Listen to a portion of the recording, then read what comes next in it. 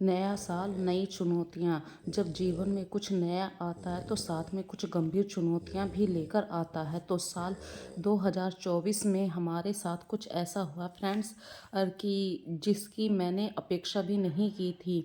हमारे मतलब कुछ खास ही थे, तो वो जब ज़िंदगी से दूर हो गए तो उसकी वजह से मेरी लाइफ थोड़ी सी डिस्टर्ब हुई और उसी की वजह से मैं अपनी वीडियो सही से नहीं डाल पाई। तो फ्रेंड्स, अब मैं कोशिश करूँगी अपनी वीडियो रेगुलर डालूँ।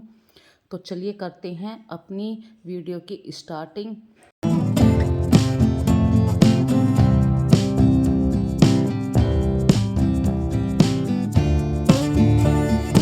जब भी मैं डाइनिंग टेबल के पास आती हूँ तो देखती हूँ वहाँ पे इतना सारा सामान फैला रखा होता है बच्चों ने।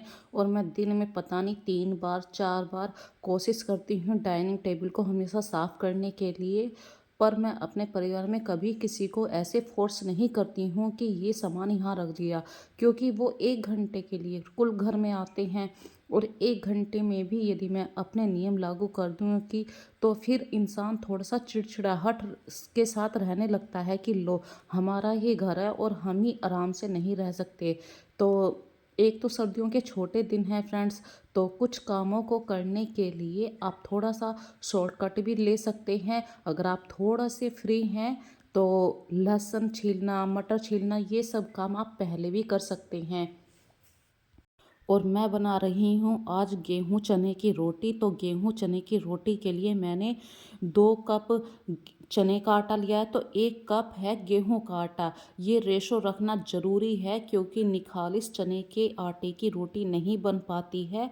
तो फ्रेंड्स, आजकल जानते सभी हैं कि हमें क्या खाना है, कब खाना है, कैसे खाना है, या कब सोना है, कब जागना है, पर अपनी लाइफ स्टाइल को वो सही से मैनेज नहीं कर पाते।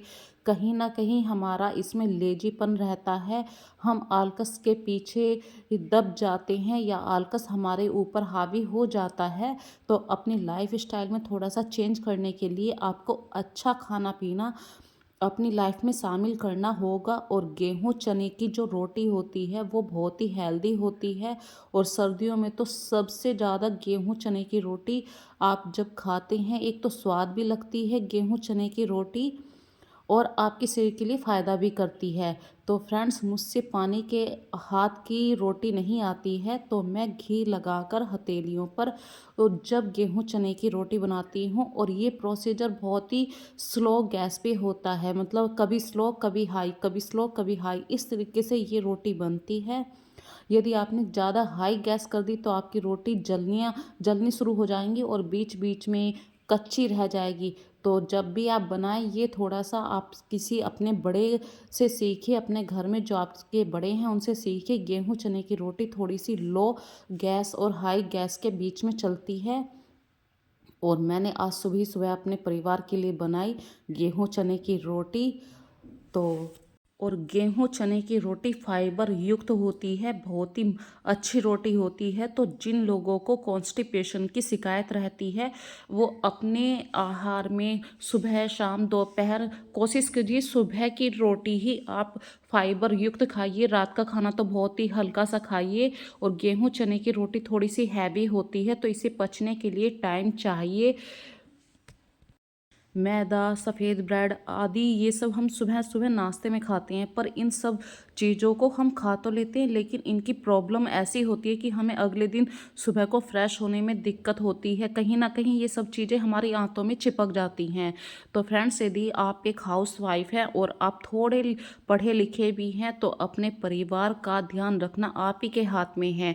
जितना आपके घर में किसी को कॉन्स्टिपेशन होएगा तो वो कहीं ना कहीं उसका माइंड भी डिस्टर्ब होगा, वो काम में भी अपना मन नहीं लगा पाएगा। तो कोशिश करिए उसके खाने पीने का ध्यान रखिए। और ये आप ही के हाथ में है, आप अपने सख्त लहजे में भी उस आदमी को समझा सकते हैं और प्यार से भी समझा सकते हैं। एक हाउस वाइफ बनना ऐसे ही नहीं कह सकते, उसके ऊपर इतनी सारे आदमियों की जिम्मेदारी होती है और वो अपने प्यार से अपने सख्त रवैये से हर किसी को अपने अकॉर्डिंग रख लेती है। इसीलिए हाउस वाइफ का दर्जा थोड़ा सा अलग है। और फ्रेंड्स, आज धूप धूप क्या निकली, बस सूरज ने एक अपना चेहरा दिखाया कि हाँ मैं इस दुनिया में हूँ। हमारे यहाँ पे तो 4 दिन पहले सूरज दिखाई दिया था, सिर्फ एक दिन के लिए। अगले दिन से फिर से कोहरा स्टार्ट हो गया और अभी टाइम है ये 1 बज रहा है।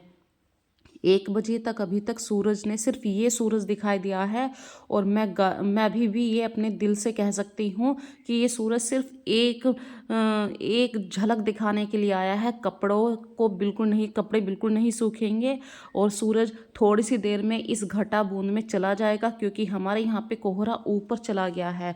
और ये हम कहते हैं, हमें अनुभव हो चुका है इस चीज़ का। जब सूरज ऊपर इस तरीके से कोहरे के अंदर होता है, मतलब कोहरा यदि आसमान में चढ़ जाए तो वो जब तक कोहरा नहीं छटता है जब तक बारिश ना हो जाए। और ये कम से कम 15-20 दिन का प्रोसीजर रहता है। 15-20 दिन के बाद ही अब सूरज क्लियर होगा। तो कपड़ों को फोल्ड करके आ गई मैं अपने घर के कुछ काम करने के लिए, और देखा कि कुछ अपने पुराने घर की फ़ोटो मुझे दिखाई दे गई। तो ये मैं दिखाती हूँ, मेरा पहले वाला, जिस घर में आज मैं रहती हूँ, ये मेरा पहले वाला घर था और मैंने उसको रेनोवेशन करवा कर कुछ आज इस तरीके से अपने घर को करवा दिया है। ये अभी यहाँ पे ये एक दीवार थी जो मैंने यहाँ से एक दीवार निकलवा दी है। और जहाँ पर ये सोफ़ा है 3 सीटर वाला, यहाँ पर कभी मेरे घर की किचन होती थी। और ये दरवाज़ा जो है, इस दरवाजे की जगह ये देखिए ये वाला दरवाज़ा था कभी, ये वाला जिस पर मैं अभी आपको फ़ोटो के ऊपर उंगली टच करके दिखा रही हूँ। तो पहला जो घर था जगह वही है आज की डेट में भी, लेकिन बहुत ज़्यादा कंजेस्टेड था। अभी थोड़ा सा रेनोवेशन करवाया है, चीज़ें हटाई हैं, कुछ ऊपर शिफ्ट होगी। जैसे किचन, अब मेरे घर की किचन ऊपर शिफ्ट हो गई है। और नीचे का जो पहले वाला कमरा था, किचन थी, ये सब चीज़ें यहाँ से हट गई। और एक बड़ा सा ड्राइंग रूम मैंने यहाँ पे शिफ्ट कर रखा है, मतलब एडजस्ट हो रहा है। अब मेरे घर में थोड़ा सा खुलापन है यहाँ पर। और मेरा छोटे से घरों में फ्रेंड्स, मैं सही बताऊं, मैं गांव से ही बिलोंग करती हूं और छोटे घरों में भी हम रहते हैं, रहना भी पड़ता है, अपनी ज़िंदगी ऐसी ही होती है। लेकिन मुझे थोड़े से छोटे घरों में दम घुटने की शिकायत होती है। तो फिर मैंने थोड़ा सा अपने हस्बैंड से फोर्स करके कहा प्लीज़ करवा दीजिए ये काम ये काम। तो उन्होंने शायद मेरी बात का मान रखा और ये आज हमारा घर थोड़ा सा खुला खुला हो चुका है। और फिर घर में छोटे मोटे से काम करने के बाद मैं आगे अपने क्रोशिया चलाती हूँ। मैं थोड़ा सा अपने घर में जैसे डेकोरेशन का कुछ भी सामान बनाना है तो कोशिश करती हूँ अपने हाथ से बनाऊँ। मुझे उस चीज़ को बनाने में बहुत ही दिल करता है कि मैं अपने हाथ से बनाऊँ जो चीज़ मुझे दिल से पसंद आ जाती है। और क्रोशिया का जो काम होता है ये एक दिन की मेहनत नहीं होती है। धागा धागा जोड़ जोड़ के, तिनका तिनका जोड़ के जब चिड़िया घोंसला बनाती है तो वो एक घोंसला घर बन जाता है। वही धागा धागा जोड़ जोड़ के ही ये क्रोशिया एक कुशन कवर में चेंज हो जाएगा। और मैंने आस्था को भेजा था कुछ ग्रोसरी लेने के लिए, तो आस्था लेकर आई है ग्रोसरी फ्रेंड्स। तो मैंने गेहूं का आटा और चने का आटा और मक्का का आटा, ये सब मैंने चक्की से मंगवाया है। हम चक्की से ही आटा लेते हैं। और साथ में मंगाई है कणी, कणी नहीं सॉरी फ्रेंड्स, ये गोंद है इस समय। तो आज मैं बना रही हूँ गोंद के लड्डू। तो चलिए करते हैं गोंद के लड्डू बनाने की तैयारी। गोंद के लड्डू बनाना बिल्कुल भी डिफ़िकल्ट नहीं है। सर्दियाँ ज़्यादा पड़ रही हैं और ये 15-20 दिन अभी सर्दियाँ हैं। तो मैंने गोंद को, धूप तो नहीं निकल रही फ्रेंड्स, बस ऐसे ही घी डाला। और घी थोड़ा सा, मतलब 1 पाव घी आप कह सकते हैं, 1 पाव घी है। और सारा 1 ही पाव इन गोंद को भूनने के लिए सारा घी काफ़ी है। तो घी थोड़ा सा आपको हाई फ्लेम पे रखना है और तब आप गोंद को डालिए। तो ये एक खिल के ऐसे कचरे की तरह निकल के आएगी गोंद, देखिए। और मेरा ये जो फ्राई पैन है इसका हैंडल हैवी है और फ्राई पैन हल्का है, तो इस वजह से ये हिलता है। तो मैंने गैस से इसको निकाल दिया है, अलग कर लिया है, ताकि घी बिखरे ना और मैं गोंद को आराम से दूसरे बर्तन में शिफ्ट कर सकूं। और फिर से मैंने वही प्रोसीजर किया है, घी को थोड़ा सा फिर से गर्म करूंगी। घी को फिर से थोड़ा सा गर्म करके ही गोंद को डालना। यदि आप ठंडे घी में डालेंगे तो गोंद नहीं फूलेगी, क्योंकि अभी फ्रेंड्स मैंने देखी फ्राई पैन को दूसरी साइड में ले गई थी। तो इस बीच में फ्राई पैन कि जो आँच का हाई फ्लेम था वो लो हो गया था, मतलब आँच कम हो गई थी घी की। तो हमारी जो गोंद है वो सही से भुनेगी नहीं। तो आपको थोड़ा सा हाई गैस की फ्लेम ही रखनी है। और जब भी गोंद को डालिए, अगर घी ठंडा होगा तो आपकी कचरी भुनेगी नहीं अच्छे से। और सारी ये गोंद को आपको भून के कचरी की तरह कर लेना है।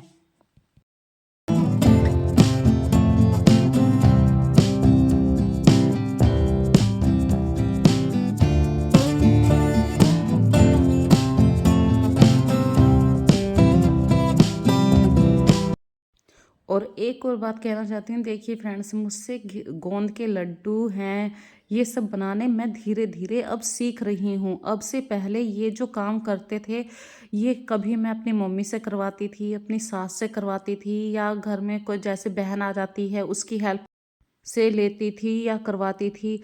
पर अब मैं डायरेक्टली करने लगी हूँ, सीखने लगी हूँ। तो देखिए टाइम तो लगता है चीज़ों को सीखने में। और यदि आपको अभी भी पूरा आइडिया ना हो तो आप पूछ लीजिए घर में किसी से कि गोंद के लड्डू कैसे बनेंगे। और फ्रेंड्स, मैंने इनमें आटा यूज़ नहीं किया है। पहले तो कोशिश कर रही थी मैं कि मैं सांदा बनाऊंगी। सांदा मतलब हमारे यहाँ पे बोलते हैं कि सांदा भी इतना हैवी होता है, बहुत ज़्यादा ताकतवर होता है। और सांदे के लड्डू नहीं बनते हैं, वो डायरेक्ट एक सूखा ड्राई मटेरियल होता है और डिब्बे में भर दिया जाता है। और आप अपने दूध के साथ इसको एक कटोरी ले सकते हैं डेली। पर सांदा मैंने थोड़ा सा ही बनाया, इसी मटेरियल से सांदा बना दूंगी। इसी मटेरियल से मैं आपके सामने लड्डू सामने दिखाऊंगी आपको। तो सारी गोंद भून चुकी है और मैंने अब थोड़े से काजू भी इसमें डाल दिए हैं। काजू बादाम भी भुनने के बाद मैंने उन्हें फ्राई पैन में ऐसे ही छोड़ दिया है। और अब मैं गोले को काट काट के मिक्सी में डाल रही हूँ, क्योंकि मेरे पास अभी इतना टाइम नहीं था कि मैं इसे कद्दूकस करूँ। तो गोले को जब भी आप मिक्सी में इस तरीके से काटें तो उसके साथ कुछ सूखा मटेरियल ज़रूर करें। तो मैंने सफ़ेद मिर्ची रखी थी। सफ़ेद मिर्ची की मात्रा थी, क्वांटिटी थी 250 ग्राम। 250 ग्राम का मैंने कर दिया बिल्कुल आधा। तो 250 ग्राम का आधी मैंने सफ़ेद मिर्ची सांदे के लिए बना रही हूँ। और साथ साथ में बीच में बूरा डाल रही हूँ। बूरा की वजह से जो गोले में से हल्का सा तेल निकलेगा तो वो मिक्सी में चारों तरफ घूमने में परेशानी नहीं करेगा, बूरा उसको आसानी से घुमवा देगी। और मैंने जितने भी मुझे ये काजू बादाम चाहिए थे मिक्सी में डाल दिए, थोड़े से कार्तिक के लिए अलग से निकाल दिए हैं। और साथ में बूरा भी डाल रही हूँ। बूरा की वजह से जो हमारे काजू बादाम के अंदर घी है वो घूमने में परेशानी करता है।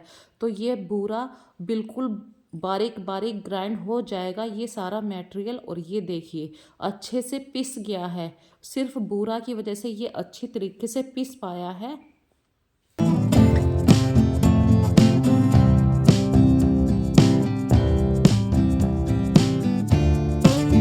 तो गोंद के लड्डू बनाना कोई डिफ़िकल्ट नहीं है, आप अगली बार ज़रूर बनाकर देखना। अब मैं थोड़े से तिल रखे हैं, ये एक कटोरी तिल रखे थे मेरे पास। इनको उसी फ्राई पैन में लो फ्लेम पे इन्हें भूनूंगी जिस पैन में थोड़ा सा घी बच रहा था। तो वो घी भी हमारा कामयाब हो जाएगा। और सारी रसोई में जो सामान फैल गया धीरे धीरे उसे भी साइड में करती रहूँगी।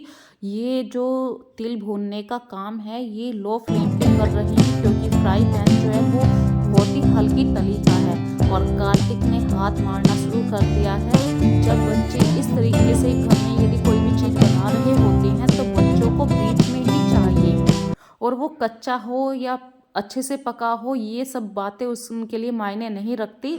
और डायरेक्टली अगर बच्चों से कहें ना बेटा लड्डू खा लो तो उस समय बच्चे लड्डू नहीं खाएंगे, लेकिन जो बीच में है उसी में हाथ मारने की हैबिट होती है। तो कोई बात नहीं भाई, बना तो रहे हैं बच्चों के लिए ही। और लो फ्लेम पे ही मैंने ये तिलों को भूनना शुरू कर दिया है। तिल काफ़ी गर्म होते हैं।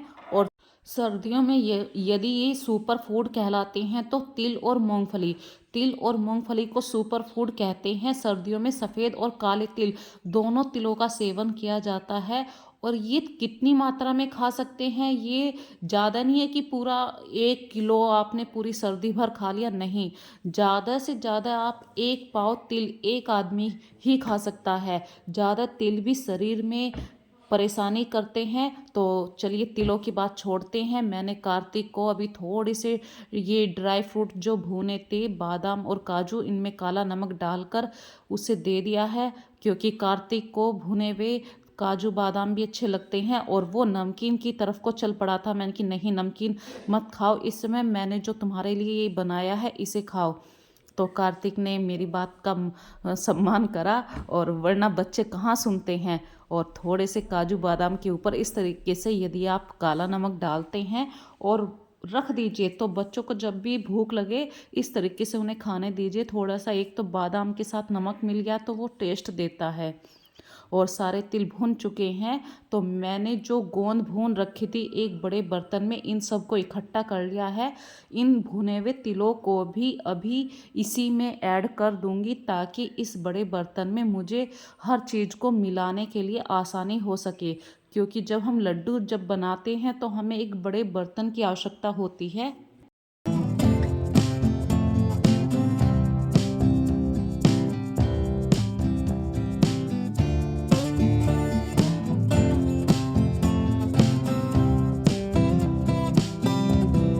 तो जो आपने सांदा मिक्सी में पीसा था, सांदा मतलब जो काजू बादाम थे, गोला था, ये सब मैंने इस बड़े बर्तन में डाल लिए हैं। आप चम्मच ले सकते हैं, चमचा ले सकते हैं या चाकू, बस ये आपस में मिलाने हैं। तो मेरे हाथ में ये चाकू लगा और मैंने चाकू से ही इन्हें आपस में हिलाना शुरू कर दिया। और जो ये गैस बंद कर दी थी, फ्राई पैन की आंच थी, उसी से ये तिल भी भून चुके हैं और तिलों को भी मैंने पीसा है। क्योंकि बच्चों की हैबिट होती है, तिल यदि मुंह में आते हैं तो उन्हें निकाल देते हैं मुंह से। और मैंने साथ में डाली है बूरा। बूरा की वजह से ये तिल जो तेल छोड़ेंगे या भुने हुए घी में हैं, तो उसकी वजह से ये नहीं पिसेंगे सही ढंग से। तो बूरा ज़रूर डालिए, बूरा की वजह से हर चीज़ ये आराम से पिस जाएगी। ये एक छोटी सी ट्रिक है। यदि आप कोई भी चीज़ ग्राइंड करते हैं और आपकी मिक्सी प्रॉपर तरीके से उसे नहीं पीस पाती है, जैसे मूंग की दाल पीसते हैं तो उसमें आप हल्का सा पानी मिला देते हैं तो वो अच्छी तरीके से ग्राइंड हो जाती है। और मैं कोई भी चीज़ बनाती बाद में हूँ, पहले घर में चेक करने के लिए सभी आ जाते हैं पहले। तो मुझे इस बात पे हल्का सा वो भी आता है कि भाई बन तो जाने दो, मुझे थोड़ा सा दिखाने तो दो। तो हस्बैंड कह रहे नहीं, मुझे थोड़ा सा दे दो। तो ये देखिए, रुका नहीं जाता। ये हर घर की एक हैबिट होती है। सभी को लगता है पता नहीं ये बिना बने हुए पूरे लड्डू नहीं बने हैं तो इसमें कितना स्वाद है, और जब लड्डू बन जाएंगे तो सब कहेंगे अभी तो एक लड्डू खाया था, अब फिर लड्डू आ गया। ये भी मेरे घर की एक कहानी है। तो चलिए छोड़िए बातें फ्रेंड्स, ये तो मैं इसलिए कह रही हूँ ताकि आप लोगों के साथ अपनी हल्की हल्की दिल की बातें भी शेयर करती रहूँ। और सारा मटेरियल मैंने एक बड़े बर्तन में इकट्ठा कर लिया है। बूरा को भी मैंने छान कर भर लिया है। छान कर भर लिया मतलब छान कर, जो इसमें बूरा के अंदर गांठें होती हैं वो सारी गांठें ख़त्म हो जाती हैं छानने से। और कुछ भी यदि काला सा रहता है, वो काली सी चीज़ भी दिख जाएगी। तो मैंने बूरा को बिल्कुल अच्छी तरीके से छान लिया है। फ्राई पैन के अंदर जितना भी घी था वो सब बूरा की वजह से अच्छी तरीके से मिक्स हो जाएगा। तो ये सारा घी भी मैंने इसमें डाल दिया है। यदि अभी मुझे घी की मात्रा कम लगी तो मैं इसमें 1 पाव घी और ऐड करूँगी। तो सर्दियों का टाइम है फ्रेंड्स, हर चीज़ जम रही है, इतनी सर्दी पड़ रही है। तो मैंने थोड़ा सा घी के डिब्बे को ही डायरेक्ट गैस पे रख दिया है और 1 पाव घी अभी इसमें और ऐड कर दिया है। अब इसे मैं किसी बड़े चम्मच की हेल्प से अच्छी तरीके से मिक्स करूँगी। और फ्रेंड्स, मैं थोड़ा सा ड्राई मसाला इसलिए रख रही हूँ क्योंकि भाई ज़्यादा घी, जैसे बढ़ती उम्र है तो हमें घी भी कंट्रोल से ही खाना चाहिए। तो ये जो घी मैंने डाला है ये सांदे का रूप बना दिया है। ये एक सूखा मटेरियल होता है, इसको आप लड्डू में नहीं बांधते हैं और ये ऐसे ही खाया जाता है। तो इस सूखे हुए मटेरियल को मैंने एक डिब्बे में भर दिया है। और मुझे लड्डू से ज़्यादा सांदा पसंद है, मतलब सांदा खुला हुआ रहता है ये बिल्कुल। तो मैं इसी को पसंद करती हूँ और लड्डू बनाऊंगी अभी इसी मटेरियल के। बिल्कुल भी मटेरियल में कोई भी चेंज नहीं होने वाला है, बस एक चीज़ के लड्डू बन गए हैं और एक चीज़ मैंने डिब्बे में ऐसे ही भर कर रख दी है। तो दोनों को खाने का स्वाद एक ही है, लेकिन कुछ डिफरेंट लगता है बच्चों को। और कि मम्मी लड्डू खाएं या सांदा खाएं। तो मैंने दोनों चीज़ बच्चों के लिए बना दी हैं। और एक थाली अपने हस्बैंड से थोड़ी सी हेल्प ली, प्लीज़ मुझे एक थाली दे दीजिए। तो उन्होंने मेरी बात सुनी और एक थाली मुझे दी और फटाफट से मैंने थोड़ा सा लड्डू बनाने की तैयारी तेज़ कर दी, क्योंकि ये जो मटेरियल है ये बिल्कुल ड्राई है और ड्राई चीज़ का लड्डू तो नहीं बन सकता। तो इसके लिए आप थोड़ा सा गरम तेज आंच वाला बिल्कुल बॉयल दूध लीजिए और एक एक चम्मच डालना शुरू कर दीजिए। ज़्यादा से ज़्यादा आपका सिर्फ 100 ग्राम या 50 ग्राम दूध ही लगता है इतने सारे मटेरियल में। और दूध की वजह से इसको अच्छे तरीके, जब आप दूध डालेंगे तो ये बूरा हल्की सी पिघलेगी, उसी समय आपको सारे मटेरियल को दोनों हाथों से रब करना है ताकि गांठ ना पड़े। और लड्डू बांधने हैं फटाफट तेज़ी से। और सारे लड्डू बंध चुके हैं, मैंने बिल्कुल भी आटे का यूज़ नहीं किया है। ये है सांदा ड्राई रूप और वो है लड्डू जिसमें सिर्फ दूध डला है 50 ग्राम। अब बस ये काम समेटना है, मुझे पूरी किचन क्लियर करनी है और आपके सामने ये वीडियो आज के आज ही मुझे भेजनी है ताकि कल मैं आपके सामने एक न्यू कॉन्सेप्ट लेकर आऊँ। आज जो न्यू कॉन्सेप्ट लेकर आई थी उसमें है लड्डू, गोंद के लड्डू, तिल के लड्डू कह सकते हैं, या हमारे यहाँ पे बोलते हैं सांधे वाले लड्डू बना दो। तो ये भरकर मैंने सर्दियों के लिए बना दिए हैं और ये ज़्यादा क्वांटिटी नहीं है फ्रेंड्स, ये सिर्फ 15-20 दिन की सर्दी है, उसी के अकॉर्डिंग मैंने बनाए हैं। और मेरे घर परिवार में भाई कुछ ना कुछ तो इस तरीके से चाहिए ही, कोई ना कोई आता भी रहता है और सर्दियों में यही मिठाई होती है।